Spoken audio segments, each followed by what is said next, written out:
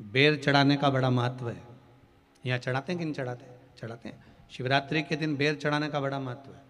और शिवरात्रि पर चढ़ा हुआ वो बेर उठाकर ले आइए और उस बेर को उठाकर रख लीजिए। मान लो किसी को उदर से जुड़ी हुई जब तकलीफ रहती है, पेट से जुड़ी हुई तकलीफ रहती है, पेट से जुड़ी हुई कोई भी प्रॉब्लम हो, अगर पेट से जुड़ा हुआ कोई भी रोग आपको लग गया और डॉक्टर की दवाई चल रही है, सारी औषधि चल रही है, जो शिवरात्रि पर आपने बेर चढ़ाया है वो बेर अगर आपके यहाँ रखा हुआ है, वो बेर उस रोग वाले व्यक्ति को खिला दीजिए। आधे घंटे के अंदर पेट का दर्द, पेट की तकलीफ, पेट का कैसा भी रोग होगा एकदम आराम लग जाएगा। उस बेर में इतना दम, इतना प्रबलता आ जाती है शंकर को जो शिवरात्रि के दिन बेर चढ़ाया जाता है।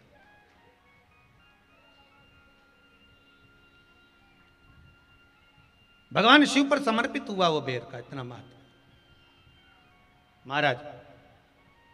और जो देवता को उठाने के लिए बोर समर्पित करा जाता है, बेर भाजी आंवला उठो देव सांवरा, उसमें शंकर जी का भाव है, क्योंकि शिव जी का दर्शन भगवान नारायण उठते से ही करना चाहते हैं। सबसे पहले नेत्र खोले और मेरा शिव का दर्शन हुआ। बेर का भाव ही शिव का दर्शन का भाव।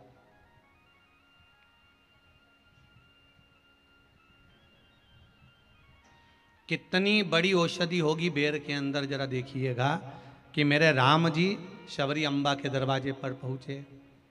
आप लोग भजन में लेते रहते हो, शबरी संवारे रास्ता आएंगे राम जी, मेरा भी धन्य जीवन बनाएंगे राम जी।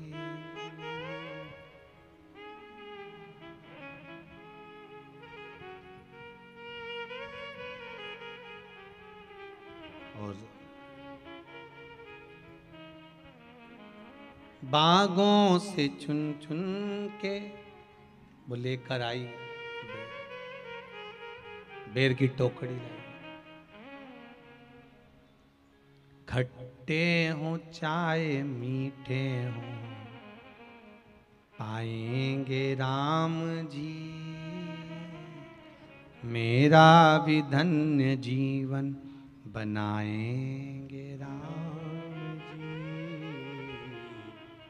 शबरी ने राम जी को बेर दिया, राम जी ने बेर खाया, प्रेम से खाया। याद आया पीछे लक्ष्मण खड़ा है, राम जी ने लक्ष्मण को बेर दिए, ले लक्ष्मण ये बेर खा ले।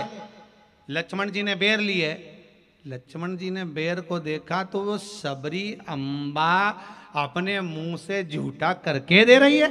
लक्ष्मण जी ने बेर लिया, पास में रख लिया, फिर लिया, फिर रख लिया।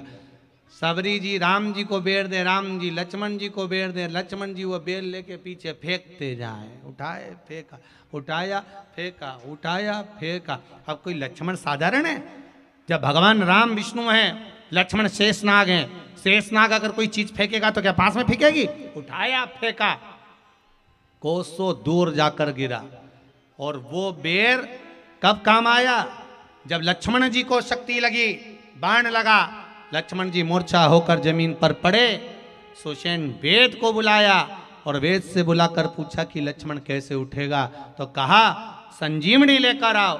संजीवनी लेने के लिए भेजा। तब संजीवनी लेने के लिए जब श्री हनुमान जी महाराज गए, संजीवनी बूटी जब लेकर आए और लक्ष्मण जी को जो दी, तब राम जी पहचान गए ये संजीवनी कोई दूसरी नहीं है। लक्ष्मण जी को जो बेर खाने को दिया था वो बेर फेंक दिया था, उसी बेर की पत्ती है जिसको निचोड़ निचोड़ कर लक्ष्मण जी को खिलाना पड़ी है। तो राम जी रोते रोते बोले पहले ही खा लेता तो खाना नहीं पड़ती। कोरोना का टीका पहले ही लगवा लेता तो दादा निपटता ही नहीं। लगे तो खाया ही।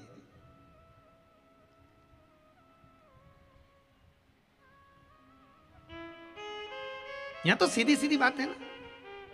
कहा पोलियो की दवाई जन्म लिए बच्चे से लेकर 5 वर्ष तक के बच्चे को पोलियो की दवाई पिलाई जाएगी। पोलियो की दवाई पियो तो हाथ पैर से विकलांग नहीं होगे। बोलो, बोलते कि नहीं बोलते? पियो विकलांग नहीं होगे। जो नहीं पिएगा वो हाथ पैर से विकलांग हो जाएगा। उसी तरह शिव महापुराण की कथा, जिसका जन्म नहीं हुआ, जो माता के गर्भ में है, उससे लेकर जो मर रहा है उस तक के व्यक्ति को सुनाई जाएगी। पोलियो की दवाई नहीं पियोगे, हाथ पैर से विकलांग हो जाओगे। शिव महापुराण नहीं सुनोगे तो काम, लोभ, विषय, आसक्ति से विकलांग हो जाओगे। इसलिए सुनो, ये सुनने का विषय है, इसको श्रवण करना, हमारे जीवन में उतारना। ये मिलेगी, प्राप्त होना बड़ा मुश्किल है। फिर शिवरात्रि का प्रसंग कहता है, अपने मन की अभिलाषा रखकर तुम्हें जो चाहिए, एक काली मिर्ची और तिल्ली के, काली तिल्ली के 7 दाने। एक काली मिर्ची और तिल्ली के, काली तिल्ली के कितने दाने? 7 दाने हथेली में रखकर अपनी कामना कर कर मन से अपने मन के बात को कहकर शंकर भगवान के शिवलिंग पर चढ़ा दीजिए। आपकी मनोकामना, कहते हैं हर महीने शिवरात्रि आती है, इस शिवरात्रि पर, मुख्य शिवरात्रि पर चढ़ाओगे, अगले महीने की जब शिवरात्रि आएगी तो आपकी मनोकामना पूरी हो जाएगी। एक काली मिर्ची और 7 काली तिल्ली के दाने, मात्र 7। महाराज, जिसके घर में क्लेश रहता हो, बहुत ज्यादा लड़ाई झगड़े हो रहे हैं, सास बहू के झगड़े, ना बहू कुछ सुनने को तैयार ना सास सुनने को तैयार, और घर में बेचारे पुरुषों की आफत, यहाँ भाई भाई झगड़ रहे हो, सास बहू में झगड़ रही हो, कुछ मत करिए। गेहूं की बाली को तोड़ो, गेहूं की बाली जानते हो ना, जिसमें आप लोग तो गेहूं की बाली को तोड़ना है, और बाली 7 बाली तोड़कर अपने घर में घुमाकर अपने घर का नाम और गोत्र बोलकर उसको शंकर को समर्पित कर दीजिए। जिंदगी में कभी सास बहू का झगड़ा नहीं होगा महाराज। शिवरात्रि के दिन उसको समर्पित करिए, आपके घर में कभी क्लेश नहीं मच सकता। 12 महीने शिवरात्रि आती है, और शिवरात्रि के दिन रात्रि को 12 बजे शंकर भगवान पर एक धतूरा चढ़ा दो। क्या चढ़ाना है? जम के बोलिए जरा, धतूरा। ये शंकर भगवान को धतूरा चढ़ा दो। 12 बजे रात्रि को शिव जी पे धतूरा चढ़ाओ, आधे घंटे तक धतूरा चढ़े रहने दो, और आप श्री शिवाय नमस्तुभ्यम का जाप करो। जिस शंकर जी पे धतूरा चढ़ाए उस मंदिर के बाहर बैठकर कौन सा मंत्र जपना है? श्री शिवाय नमस्तुभ्यम। फिर से बोलो, श्री शिवाय नमस्तुभ्यम। धतूरा चढ़ाकर श्री शिवाय नमस्तुभ्यम का स्मरण करिए। और जो दुकान नहीं चलती हो, घर में लक्ष्मी नहीं टिकती हो, खेत में फसल अच्छी नहीं आती हो, संपदा नहीं आ रही हो, बस उस धतूरे को लाल वस्त्र में बांधकर अपनी दुकान में, अपने व्यापार में, अपने घर में रात को 12:30 बजे उठाकर लाओ, और 4 बजे के पहले उसको अपनी दुकान, व्यापार, व्यवसाय में उसको बांध दीजिए।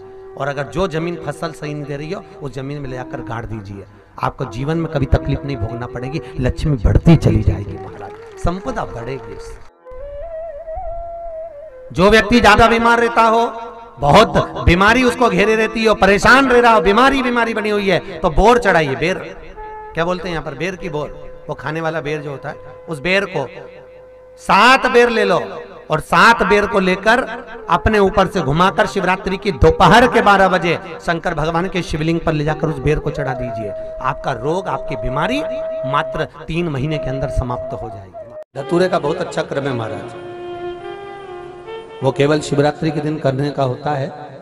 कहते हैं जिसका व्यापार ना चले, व्यवसाय ना चल रहा हो, बहुत ज्यादा कष्ट में जीवन निकल रहा हो, और बहुत ही ज्यादा तकलीफ हो रही हो, तो धतूरे को हल्दी में डुबोकर शंकर भगवान को शिवरात्रि के दिन रात को 12 बजे समर्पित करें।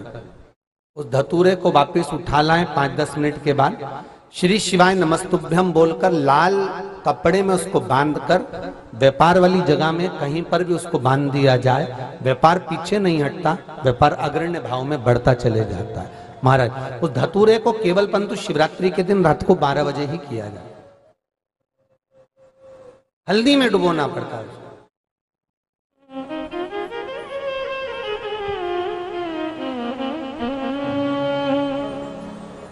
यही प्रमाण एक क्रम में और है महाराज जी। लिंग पुराण कहती है, मान लो किसी व्यक्ति को कोई एक भारी बीमारी हो गई, बड़ा रोग हो गया, और वो रोग डॉक्टर कह रहा है कि ये ठीक नहीं होना है, बहुत तकलीफ उसमें है, और कष्ट ही कष्ट है, वो ठीक नहीं हो रहा, दवाइयां लग रही, गोलियां खा रहे हैं, तो महाराज उसका भी वर्णन है। 7 धतूरे, कितने धतूरे लेना है? 7 धतूरे। कोई सी भी शिवरात्रि से मतलब महीने में एक बार शिवरात्रि आती है, प्रत्येक महीने आती है। किसी भी शिवरात्रि के दिन 7 धतूरे लेकर, एक धतूरे में मौली, लच्छा, नाड़ा लपेटकर चंद्रमौली भगवान का स्मरण कर उस मौली को लपेटकर 6 धतूरे में हल्दी लगाकर शंकर भगवान की जो जलाधारी है, जलाधारी में आपको पहले भी वर्णन किया है, शंकर भगवान का ये शिवलिंग है, ये जलाधारी है, ये भगवान का जल निकलने का स्रोत, चरणारविंद का भाव।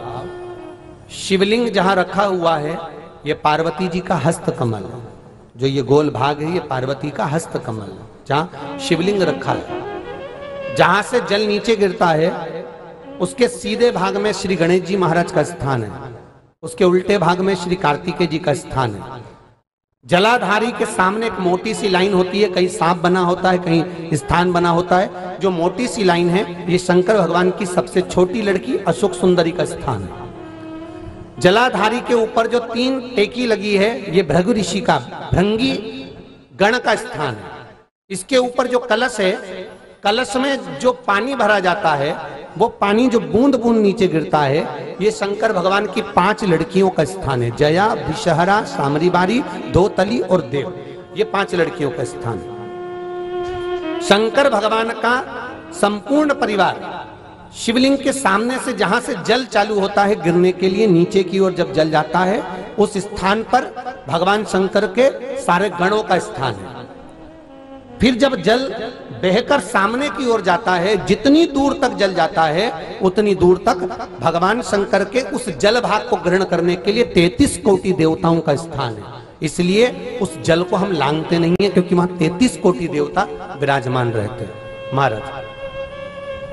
तो जो बीमारी डॉक्टर ने बता दी और बहुत बड़ा रोग हो गया और शरीर में कष्ट है, ठीक नहीं हो रहा, चाहे लीवर से जुड़ा हो, चाहे किडनी से जुड़ा हो, चाहे कैंसर से जुड़ा हो, और मान लो शरीर में कहीं गांठ भी हो गई है और वो मिटी नहीं रही हो, तो महाराज निवेदन है 7 धतूरे, एक धतूरे पर मौली लपेटकर वो शंकर जी के शिवलिंग के ऊपर चढ़ाना।